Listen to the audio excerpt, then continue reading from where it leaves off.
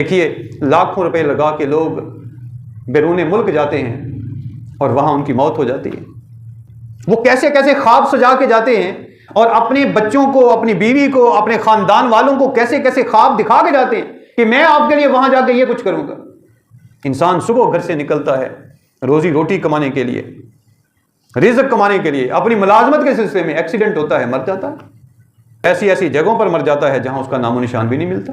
गाड़ियां दरियाओं में गिर जाती हैं, इंसान फजा में हादसे का शिकार हो जाता है जहाजों के अंदर।